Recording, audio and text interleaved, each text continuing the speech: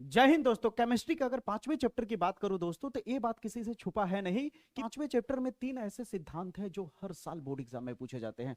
अगर आप केवल तीन सिद्धांत तैयार कर लेते हो तो मान के चलो पांचवें चैप्टर की बहुत बड़ी तैयारी आपकी हो गई है, क्योंकि उसमें से 100% है। इसके लिए चैलेंज लगा सकता हूं कि पक्का आपके पेपर में इन तीनों में से कोई ना कोई सिद्धांत पूछा जाएगा। मैं इन तीनों सिद्धांत को दोस्तों चाहता हूं कि आपको रटना ना पड़े, एकदम अच्छे से डिटेल में अच्छे से समझ सको, ताकि इतना कॉन्फिडेंट आ जाए कि आप दूसरे को समझा सको। इस हिसाब से दोस्तों वीडियो में मैंने केवल एक सिद्धांत को लिया है, यानी इस वीडियो में आप बैलेंस बॉन्ड थ्योरी यानी संयोजकता आबंध सिद्धांत सीखोगे, और इसके अगले वीडियो में इन दोनों सिद्धांत को सीखोगे। ठीक है, तो आज के वीडियो में हम लोग संयोजकता आबंध सिद्धांत समझाऊंगा। ठीक है, एकदम अच्छे से एक्सप्लेन करूंगा उदाहरण दे करके, फिर इसके बाद इसका लंबा चौड़ा सा दिखने वाले थ्योरी को, इसके लंबे चौड़े से दिखने वाले सिद्धांत को कैसे बिना रटे तैयार करोगे वो भी बताऊंगा। ठीक है, सबसे पहले आपको बता देता हूं कि संयोजकता आबंध सिद्धांत में होता क्या है। तो अगर यहाँ पे आप ध्यान से देखो, जो मैंने ये लिखा है, ये उदाहरण जो मैंने लिखा है NiCl4, और कॉम्प्लेक्स के ऊपर कितना दिया है 2 माइनस, कॉम्प्लेक्स के ऊपर कितना आयन दिया है 2 माइनस, जैसे ये जो भी दिया है ये क्या है, एक तरह का उप संयोजन यौगिक है। क्या है? उप संयोजन यौगिक का उदाहरण है। तो बैलेंस बॉन्ड थ्योरी में होता क्या है, ध्यान से समझिए कि ये जो उप संयोजन यौगिक दिया है मैंने उदाहरण, इसकी संरचना कैसी होगी, यह किस तरह का संकरण दर्शाएगा, इसकी आकृति कैसी होगी, ये चुंबकीय गुण इसका कैसा होगा, प्रतिचुंबकीय होगा या अनुचुंबकीय होगा, ये रंगीन होगा या रंगहीन होगा, इसके बारे में संयोजकता आबंध सिद्धांत हमें बताता है। ठीक है, जिसमें हमें रंगीन और रंगहीन वाला जो टॉपिक है ये क्रिस्टल क्षेत्र सिद्धांत में देखने को मिलता है, क्योंकि ये संयोजकता आबंध सिद्धांत जो है इसके रंग को अच्छे से नहीं बता पाता कि ये रंगीन होगा या रंगहीन होगा। इसको अच्छे से एक्सप्लेन करने के लिए बैलेंस बॉन्ड थ्योरी के बाद क्या आएगा, क्रिस्टल फील्ड थ्योरी। इसका मतलब क्रिस्टल क्षेत्र सिद्धांत समझने से पहले आपको बैलेंस बॉन्ड थ्योरी एकदम अच्छे से क्लियर होना चाहिए दोस्तों। तो आइए बिना देर किए शुरुआत करते हैं। सबसे पहले कॉन्सेप्ट क्लियर कराऊंगा, फिर उसके बाद थ्योरी। ठीक है, स्टार्ट करते हैं।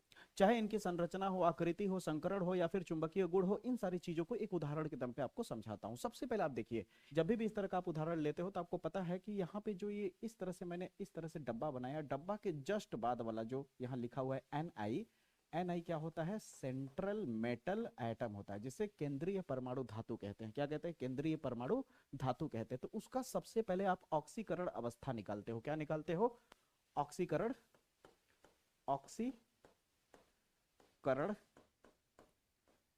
अवस्था निकालोगे आप। ठीक है, किसका? Ni का। तो जिसका ऑक्सीकरण अवस्था निकालना होता है उसको आप एक्स लिखोगे। क्या लिखोगे? एक्स लिखोगे। ठीक है, इतना हो गया। अब आपको जानकारी के लिए बता दूं, इसको छोड़ के शुरू वाले को, जो यहाँ डब्बा बना है, डब्बा का जस्ट शुरू वाला जो होगा उसको छोड़ के बाकी जो डब्बे के अंदर मिलेंगे उन्हें लिगेंड कहते हैं। जैसे Cl क्या हो जाएगा, लिगेंड हो जाएगा। क्या हो जाएगा? लिगेंड हो जाएगा। और बता दो जानकारी के लिए, Cl जो है दुर्बल लिगेंड है। कैसा लिगेंड है? दुर्बल लिगेंड। यानी लिगेंड प्रबल और दुर्बल भी होते हैं, तो Cl जो होता है वो दुर्बल लिगेंड होता है। अब ध्यान से समझिएगा, यहाँ पे मैंने X ले लिया, फिर प्लस लगाएंगे। अब Cl कितने बार है? 4 बार। फिर गुणा लगाइए। Cl पे आयन कितना होता है? -1 होता है। ये बात आपको पता होगा। Cl पे कितना चार्ज होता है? -1, इसलिए यहाँ पे क्या लगाएंगे? माइनस। फिर जब ये काम हो जाएगा तो उसके बाद आप करेंगे बराबर का चिन्ह, और ऊपर में जो रहेगा वही चीज यहाँ उतार देंगे। -2 है ऊपर में, यहाँ पे देख सकते हैं, तो वही चीज यहाँ उतार देंगे। इतना हुआ, समझ आए? इतनी सी बात, बहुत ईजी लगेगा, बस आप देखते जाओ। अब इसके बाद एक्स का वैल्यू निकाल लो। तो क्या हो जाएगा आपका एक्स का वैल्यू? एक्स का वैल्यू निकालोगे तो एक्स हो जाएगा 4, plus minus plus minus minus हो जाएगा, 4 एकम 4 हो जाएगा, बराबर -2 हो जाएगा। तो x बराबर क्या हो जाएगा? -2। अब ये -4 उधर जाएगा तो +4 हो जाएगा। तो x बराबर कितना हो जाएगा आपका? +2। यानी अब ये जो प्लस का 2 आया है उसके हिसाब से Ni यानी निकिल का हम लोग क्या करेंगे? इलेक्ट्रॉनिक विन्यास निकालेंगे। तो सबसे पहले हम लोग क्या करेंगे? निकिल का यानी Ni का इलेक्ट्रॉनिक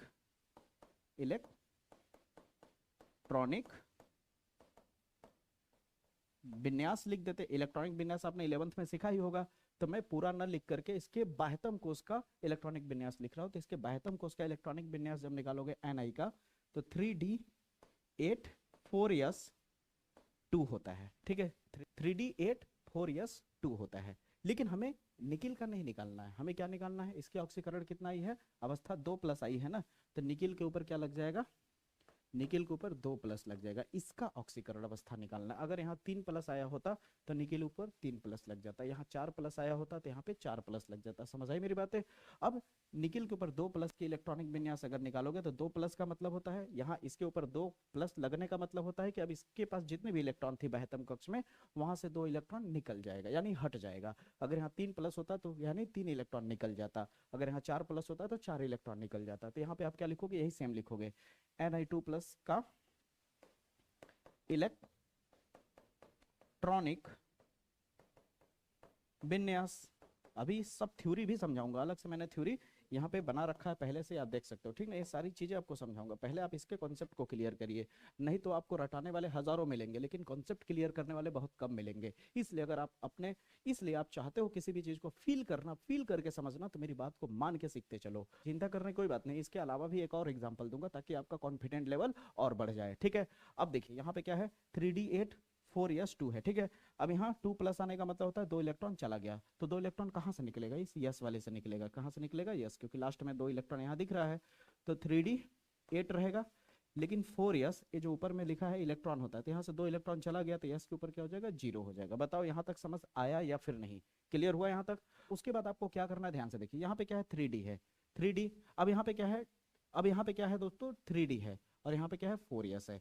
तो d के पास कितने कक्षक होते हैं आपको पता है? d के पास इस तरह से कितने डब्बे होते हैं? 5 डब्बे होते हैं। कितने डब्बे होते हैं? 1 2 3 4, अब गिनिए, 1 2 3 4 5, 5 डब्बे हो गए। एक इसका है 3d वाले का है, कितने किसका है? 3d वाले का, ठीक है। अब उसके बाद क्या है? 4s। क्या है दोस्तों?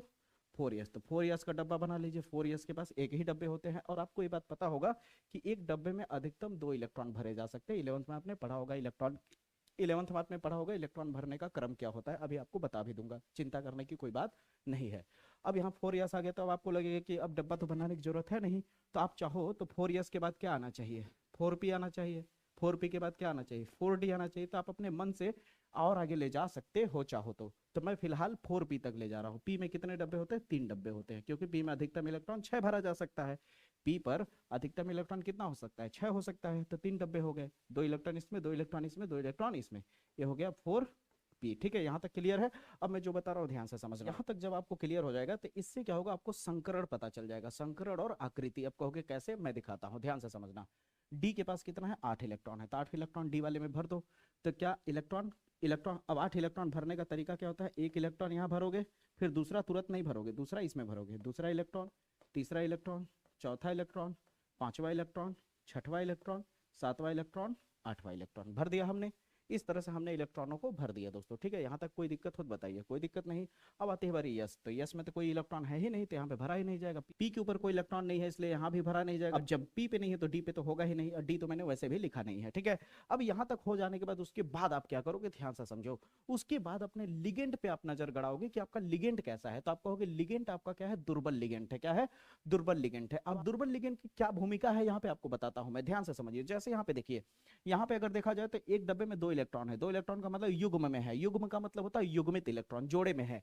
यहाँ भी जोड़े में है, युग्मित इलेक्ट्रॉन है। यहाँ भी क्या है? युग्मित इलेक्ट्रॉन है। यहाँ क्या है? 2 ठो अयुग्मित इलेक्ट्रॉन है। अगर दुर्बल लिगेंड होगा तो अयुग्मित इलेक्ट्रॉन जैसे के तैसे रहेंगे, और अगर ये प्रबल लिगेंड होता, क्या होता? प्रबल लिगेंड, तो ये पीछे वाला जो इलेक्ट्रॉन है ये डाक करके इसमें आ जाता। ऐसा क्यों होता मैं आपको समझा रहा हूँ, जैसे एग्जांपल के तौर पे आपको समझा रहा हूँ। मान लो कि एक आदमी आपके घर पे आ रहा है और वो आदमी बहुत खास नहीं है। खास नहीं का मतलब होता है बिल्कुल खास नहीं है, तो उसके लिए घर में आप बहुत ज्यादा पकवान व्यवस्था ये सब कुछ नहीं करोगे, उसके लिए रहने के लिए अलग से व्यवस्था नहीं करोगे। लेकिन अगर कोई बहुत ही प्रबल मतलब बहुत ही स्ट्रांग, बड़ा खास आ रहा है आपके घर में, तो पहले से उसके लिए जगह खाली कर दोगे, उसके लिए पकवान बनाओगे, उसके लिए बहुत कुछ व्यवस्था करोगे ताकि वो खुश हो सके, हाँ या ना।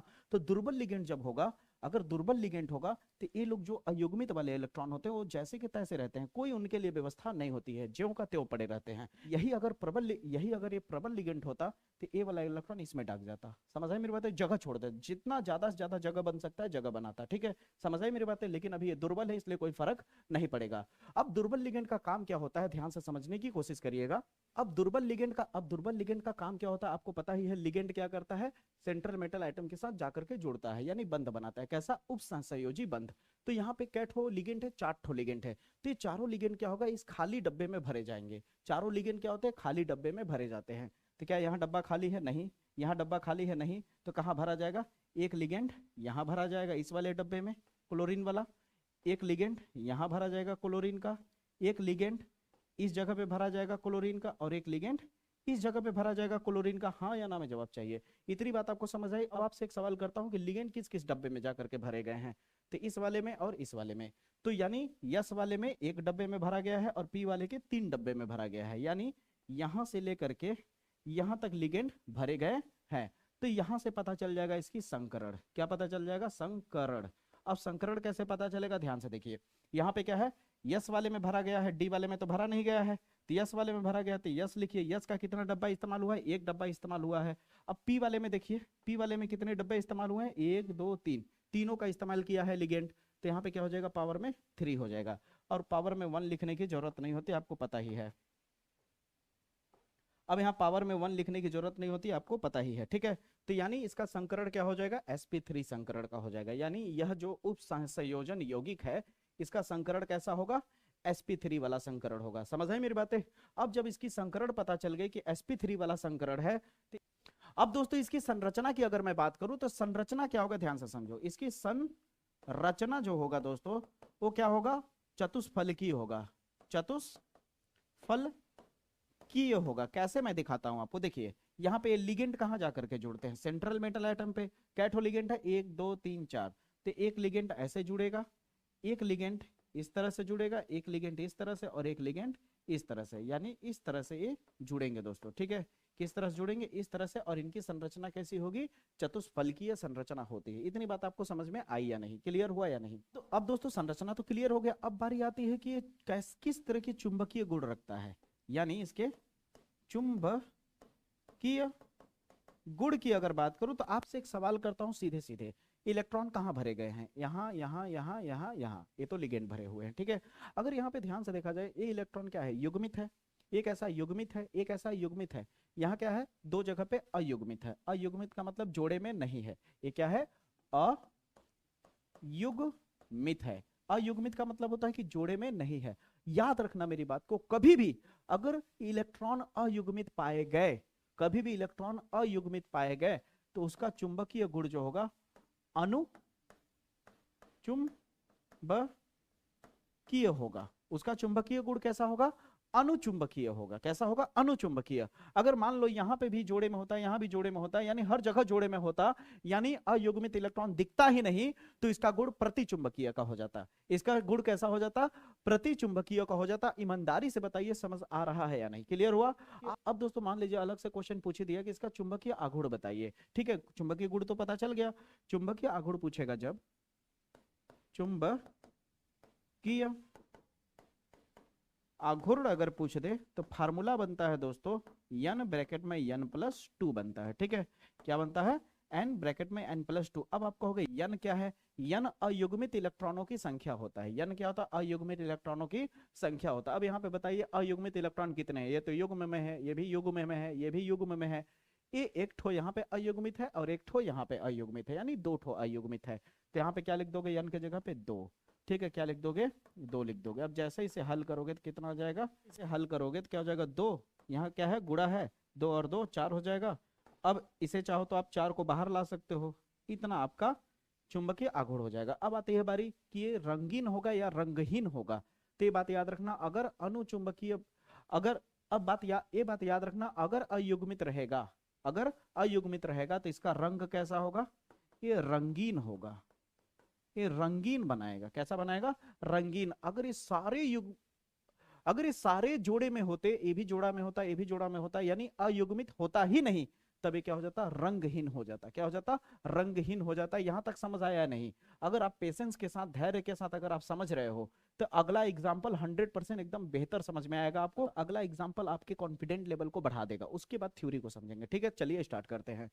अब दोस्तों इस बार के एग्जाम्पल में अगर आप ध्यान दो, तो यहाँ पे लिगेंड जो है ये प्रबल है। इस बार क्या है? प्रबल लिगेंड का इस्तेमाल हो रहा है। किसका इस्तेमाल हो रहा है दोस्तों? प्रबल लिगेंड का इस्तेमाल कर रहा हूं। और बाकी तो आपको पता है Fe क्या बनेगा? सेंट्रल मेटल एटम, जिसे हिंदी में केंद्रीय धातु परमाणु कहते हैं। तो सबसे पहले हम केंद्रीय धातु परमाणु का ऑक्सीकरण अवस्था निकालेंगे। क्या निकालेंगे? सेंट्रल मेटल एटम का, यानी Fe का हम क्या निकालेंगे? ऑक्सीकरण अवस्था निकालेंगे। इस बार आपका कॉन्फिडेंट लेवल देखिएगा बहुत हाई हो जाएगा, एकदम अच्छे से फील हो जाएगा, आप दूसरे को भी समझा दोगे। अब इसका ऑक्सीकरण अवस्था क्या होगा, ध्यान से देखिए। सबसे पहले आप Fe का निकाल रहे हो, इसलिए यहाँ पे क्या लिख दो, x लिख दो। जिसका निकाला जाता है उसके जगह पे x लिख देते हैं, तो Fe की जगह पे हो गया x। अब यहाँ बीच में क्या आ जाएगा, प्लस हो जाएगा। Cn कितने बार है, 6 बार, फिर लगेगा गुणा। Cn पे आयन कितना होता है, -1 होता है। बराबर लिखोगे, बराबर यहाँ पे क्या है, 3 माइनस है, यहाँ पे कितना 3 माइनस है, तो यहाँ पे क्या लग जाएगा, 3 माइनस लग जाएगा, तो x हो जाएगा। फिर यहाँ पे क्या हो जाएगा, प्लस माइनस माइनस हो जाएगा, 6 कम 6 बराबर का -3, x बराबर क्या हो जाएगा, -3। अब 6 उधर जाएगा तो +6 हो जाएगा, तो x बराबर क्या हो जाएगा आपका, प्लस का 3 हो जाएगा। ठीक है, यानी +3 का मतलब होता है कि Fe की जो इलेक्ट्रॉनिक विन्यास है वो निकालने के बाद क्या करेंगे, 3 इलेक्ट्रॉन हटा देंगे। ठीक है, तो सबसे पहले हम लिखेंगे Fe का इलेक्ट्रॉनिक विन्यास। आपको बता देता हूं कि जो मैं एग्जांपल यूज कर रहा हूं वही एग्जांपल आप तैयार रख लोगे तो भी आपको कोई दिक्कत की बात नहीं है। ठीक है, अलग से याद रखने की जरूरत नहीं है। तो यहाँ पे क्या हो जाएगा, Fe का इलेक्ट्रॉनिक विन्यास अगर आप निकालोगे तो इसका आएगा इलेक्ट्रॉनिक विन्यास दोस्तों 3d6 4s2 आएगा। ठीक है, अब ध्यान से सुनिएगा। अब हम Fe तो निकाल लिए, लेकिन हमें Fe का थोड़ी ना निकालना, हम किस पे चेक करेंगे, Fe कितना आया 3+, तो यहाँ पे क्या हो जाएगा 3+। Fe3+ का इलेक्ट्रॉनिक विन्यास हमें यूज करना होगा ना, का इलेक्ट्रॉनिक।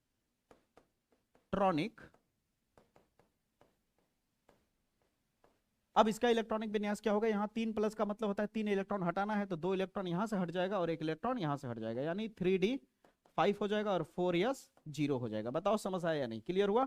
इसके बाद आप क्या करोगे, डब्बा बनाओगे, डब्बा बनाने के बाद क्या करोगे, पता लगाओगे कि कैसा संकरण है, संकरण से पता चल जाएगा इसका स्ट्रक्चर। ठीक है, तो ध्यान से समझो, ध्यान से समझो, फिर इसके बाद थ्योरी पार्ट पे चलते हैं। तो ध्यान देना आप लोग, डी है तो डी में कितने डब्बे बनेंगे आपके, डी में 5 डब्बे बनेंगे इस तरह से, 1 2 3 4 1 5। यस है तो यस में कितने डब्बे बनेंगे, 1 डब्बे बनेंगे। और अपने मन से आप चाहो तो पी तक पहुंचा सकते हो या डी तक पहुंचा सकते हो। ये हो गया 4s और ये हो गया आपका 4p हो गया।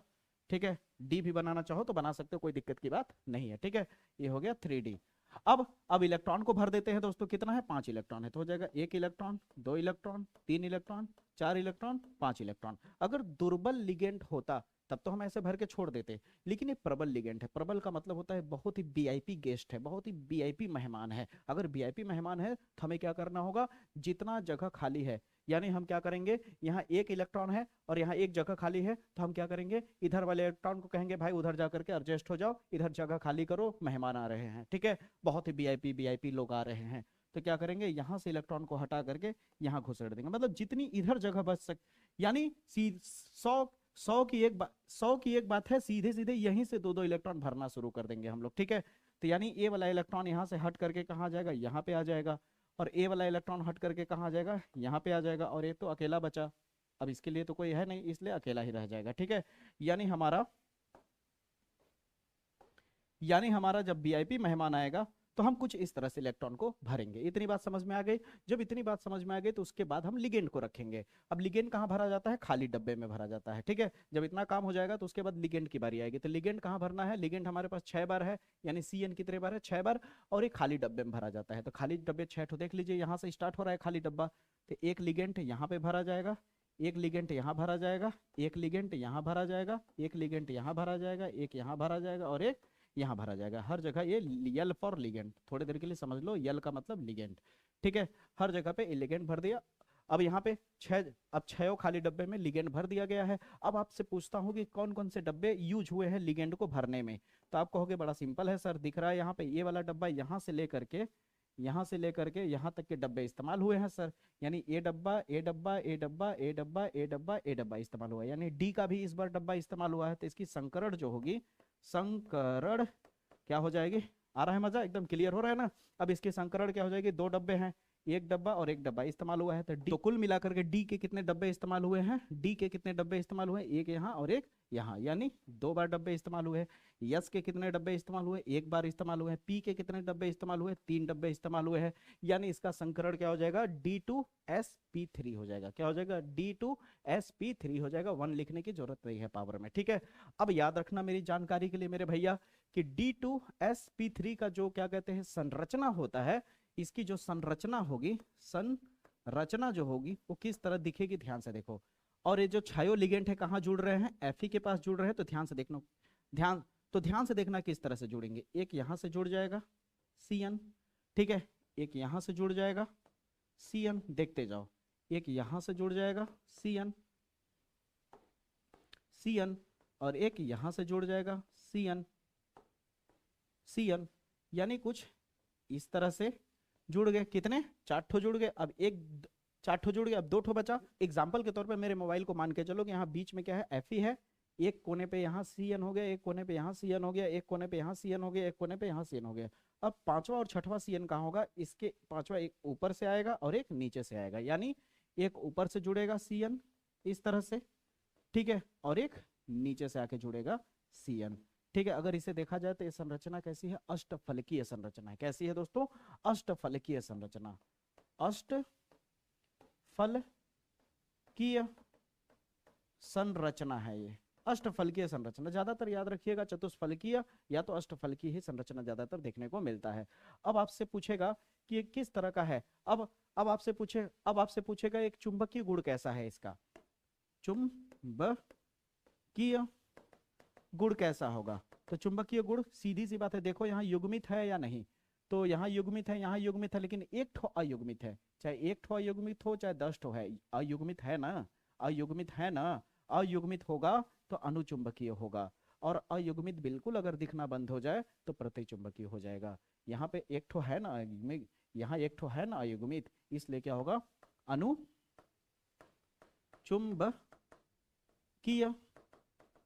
गुण दर्शाएगा। किस तरह का गुण दर्शाएगा, ये अनुचुंबकीय गुण दर्शाएगा।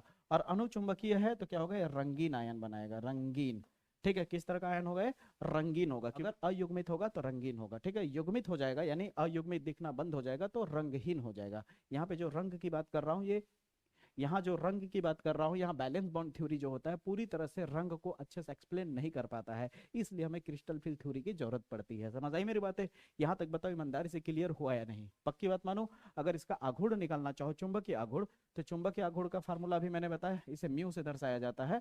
फार्मूला होता है n ब्रैकेट में n+2 होता है। इस बार n के जगह पे कितना रखोगे, एक बार केवल अयुग्मित है तो n के जगह क्या रख दोगे, केवल 1 रख दोगे। क्या रख दोगे दोस्तों, केवल 1 रख दोगे, तो कितना हो जाएगा, कुल मिला के 3 आएगा हल करने के बाद। और 3 का कितना होता है, 1.732 होता है वैल्यू। समझ आई कि नहीं मेरी बातें। अब ईमानदारी से बताइए आपको बैलेंस बॉन्ड थ्योरी क्लियर हुआ या नहीं। यही करना होता है बैलेंस बॉन्ड थ्योरी में, यही करना होता है बैलेंस बॉन्ड थ्योरी में। अब आते हैं इसकी थ्योरी को समझते हैं, ठीक। अब दोस्तों इसके सिद्धांत को जब मैं पढ़ूंगा ना तो आपको लगेगा अरे सर जो आपने कराया है वही चीज तो यहाँ लिखा हुआ है। बिल्कुल दोस्त, अगर आप अच्छे से सीख जाओगे कॉन्सेप्ट को तो सारे थ्योरी ऑटोमेटिक क्लियर हो जाएंगे। जैसे यहाँ से स्टार्ट करना लिखना, ठीक है। क्या लिखोगे, सिद्धांत में सिद्धांत हेडिंग डालना, फिर उसके बाद क्या लिखोगे, संयोजकता अबंध सिद्धांत का प्रयोग उप सहसंयोजन यौगिक की संरचना, आकृति, चुंबकीय प्रकृति को समझाने के लिए किया जाता है, जो कि अभी मैंने शुरू में ही बताया। बताओ अब इसे रटोगे, अपने से लिख दोगे। अब इसके बारे में, इस सिद्धांत का सबसे पहले प्रयोग किसने किया था, पॉलिंग ने किया था। पॉलिंग नाम का एक वैज्ञानिक था, इसका प्रयोग सबसे पहले उसने किया था। यहाँ तक क्लियर हुआ नहीं। जब यहाँ तक क्लियर हो जाएगा तो दूसरा पॉइंट बनाना, दूसरे पॉइंट में लिखना केंद्रीय धातु आयन की भूमिका, यानी केंद्रीय धातु आयन की भूमिका क्या होती है। केंद्रीय धातु जैसे Fe था तो जब Fe मैंने अभी लिखा था तो Fe के हिसाब से इलेक्ट्रॉनिक विन्यास लिया था, नहीं ना, हमने Fe3+ के हिसाब से लेके चला था सवाल को। क्लियर है कि नहीं। तो ये क्या हो गया, आयन हो गया ना, ये हो गया केंद्रीय धातु परमाणु और ये हो गया आयन, ऊपर में आयन लग गया। तो वही कह रहा है केंद्रीय धातु आयन की भूमिका क्या होती है। यहाँ पे देखिए, उप सहसंयोजन यौगिक में एक केंद्रीय धातु आयन या फिर परमाणु होता है, ठीक है। इसी धातु आयन के चारों ओर लिगेंड जुड़े होते हैं, बस इतना लिखना है। इसकी भूमिका क्या होती है केंद्रीय धातु परमाणु की, कि बीच में होता है, सेंटर में होता है, केंद्र का मतलब केंद्र में होता है, और इसके चारों ओर क्या जुड़े होते हैं, लिगेंड जुड़े होते हैं। ये बात क्लियर हुआ। तीसरे पॉइंट में क्या लिखोगे, संकरण के बारे में, ठीक है। अब संकरण का कैसे पता चलता है, केंद्रीय धातु परमाणु में आ करके क्या जुड़ते हैं, लिगेंड जुड़ते हैं। तो जब लिगेंड जुड़ते हैं तो लिगेंड कहाँ कहाँ जुड़ते हैं, लिगेंड डी में जुड़ता है, यस में जुड़ता है और पी कक्षकों में जुड़ता है, संकरित होता है यानी जुड़ता है, जिसके वजह से संकरण का पता चलता है, जैसे कि आप देख भी पा रहे हो यहाँ पे। यहाँ पे देख सकते हो डी वाले में जुड़ा है, यस वाले में जुड़ा है लिगेंड, और पी वाले में, जिसके वजह से एक संकरण का पता चलता है। बताओ यहाँ तक क्लियर हुआ या नहीं? लिख पाओगे? जैसे यहाँ पे मैंने दिखाया भी कि ज्यादातर संकरण क्या देखने को मिलेगा, या तो ये देखने को मिलेगा या तो ये देखने को मिलेगा। यहाँ भी है लेकिन दोनों ज्यादातर इस्तेमाल होंगे। समझ आई मेरी बातें? ऑक्टाहेड्रल का मतलब अष्टफलकीय संरचना, टेट्राहेड्रल का मतलब चतुष्फलकीय संरचना। बताओ समझ आया या नहीं? क्लियर हुआ या नहीं? मजा आ रहा है या नहीं? क्लियर हुआ? उसके बाद अपना चौथा पॉइंट बना करके रिक्त कक्षकों की उपलब्धता के बारे में लिखोगे कि केंद्रीय धातु आयन में उतने रिक्त कक्षक होने चाहिए जितने लिगेंड जुड़ने वाले हों, यानी जितना लिगेंड जोड़े जाएंगे उतना ही रिक्त स्थान वहां पे होना चाहिए। हर लिगेंड एक इलेक्ट्रॉन युग्म दान करता है। लिगेंड का काम क्या होता है याद रखना। जैसे ये केंद्रीय धातु परमाणु मान लो और ये लिगेंड है, तो लिगेंड के पास क्या होता है? लोन पेयर इलेक्ट्रॉन होते हैं। क्या होता है? लोन पेयर इलेक्ट्रॉन होता है, और यही लोन पेयर इलेक्ट्रॉन क्या करता है? इसको दे करके जुड़ जाता है। समझ आई मेरी बातें? याद रखिएगा, दान करता है। लोन पेयर इलेक्ट्रॉन युग्म को क्या करता है? वो दान करता है। किसके लिए? जुड़ने के लिए, बंध बनाने के लिए। किससे? सेंट्रल मेटल एटम से बंध बनाने के लिए। फिर उस पांचवें पॉइंट में लिख देना दोस्तों, सहसंयोजक आबंध का निर्माण। यहाँ गलत हो गया, यहाँ उप सहसंयोजन बंध होगा। क्या होगा? उप सहसंयोजन बंध का निर्माण। यहाँ पे उप सहसंयोजन बंध का निर्माण करता है। जब सेंट्रल मेटल के साथ लिगेंड जुड़ता है तो किस तरह का बंध बनाता है? उप सहसंयोजन बंध बनाता है। ये बात याद रखिए इसी बारे में, ठीक है? इतना इतना जब आप लिख दोगे तो छठवें पॉइंट में हेडिंग डाल देना कि लिगेंड जो होते हैं वो प्रबल और दुर्बल प्रकृति के होते हैं, जिसके जिसके वजह से उनकी ज्यामितीय संरचना संकरण में बदलाव आ जाता है। ठीक है? उसके चुंबकीय गुणों में बदलाव आ जाता है। इतनी बात, उनके चुंबकीय गुणों में बदलाव आ जाता है। इतनी बात समझ में आई या नहीं? क्लियर हुआ? अब इसके बाद यहाँ पे देखो लिखा है आंतरिक कक्षक यौगिक। अब इसके बारे में भी जस्ट बताया था मैंने कि अगर स्ट्रॉन्ग लिगेंड होगा यानी प्रबल लिगेंड होगा तो क्या करेगा? डी कक्षक का युग्मन होने लगता है। युग्मन का मतलब डी कक्षक में जो अलग अलग जगह पे इलेक्ट्रॉन थे वो पहले ही जगह देने लगते हैं। जैसे वीआईपी लोग आने लगते हैं, नहीं होता है कि पहले ही जगह खाली कर दो, इधर तुम लोग सटक जाओ। समझ आए मेरी बातें? वो काम होता है। इसे आप एकदम अच्छे से तैयार कर लोगे। फिर उसके बाद तो जब आंतरिक कक्षक यौगिक के बारे में लिख दोगे तो उसी तरह बाह्य कक्षक यौगिक के बारे में लिखना। बाह्य कक्षक यौगिक यानी वीक लिगेंड होने पर ए आता है। बाह्य कक्षक यौगिक क्या होता है? वीक लिगेंड यानी दुर्बल लिगेंड होने पर होता है, और डी कक्षक का युग्मन इसमें नहीं होता है। डी कक्षक का युग्मन यानी इसके लिए पहले से व्यवस्था नहीं दी जाती, क्योंकि ये उतना ज्यादा वीआईपी होता नहीं है, तो जैसे के तैसे पड़े रहते हैं, कोई दिक्कत की बात नहीं है। समझ आई मेरी बातें? उस स्थिति में क्या होता है? चुंबक पैरामैग्नेट होता है, यानी अनुचुंबकीय होता है। कैसा होता है? अनुचुंबकीय गुण दिखाता है। बताया था ना मैंने वहां पे, क्योंकि अयुग्मित दिखेंगे, अयुग्मित रहेगा तो अनुचुंबकीय, और सारे युग्मित हो जाएंगे तो प्रतीक चुंबकीय। बताया था ना मैंने अभी, यही सारी चीजें लिखा है। अब यहाँ चुंबकीय गुण के बारे में बता ही दिया है। यहाँ पे देखिए कह रहा है कि अयुग्मित इलेक्ट्रॉन अगर होंगे तो अनुचुंबकीय गुण दर्शाएगा, और कोई भी अयुग्मित इलेक्ट्रॉन अगर नहीं दिखा तो प्रतिचुंबकीय गुण दर्शाएगा। कैसा दर्शाएगा गुण? प्रतिचुंबकीय। अब कलर के बारे में यहाँ पे, अब यहाँ पे देखिए रंग के बारे में, जैसे मैंने बताया था कि अच्छे से व्याख्या नहीं कर पाता, वही चीज लिखा है कि रंग की सही व्याख्या नहीं कर पाता है कि रंगीन होगा या रंगहीन होगा। ठीक है? ये स्पेक्ट्रम के बारे में जानकारी नहीं दे पाता है। स्पेक्ट्रम के बारे में जानकारी नहीं दे पाता है। सब उसके बाद यह सभी यौगिक की स्थिरता का सही ज्ञान नहीं दे पाता है।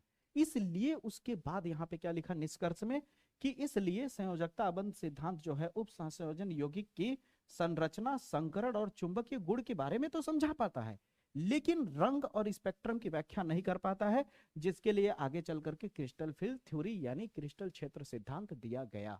इसके बाद आप क्रिस्टल क्षेत्र सिद्धांत पढ़ोगे, जिससे आपको रंग और उसके स्पेक्ट्रम के बारे में आसानी से, जिसके बाद आप उसके रंग और स्पेक्ट्रम के बारे में जानोगे। क्रिस्टल क्षेत्र सिद्धांत भी बहुत ही इजी है, बहुत ही मजेदार है।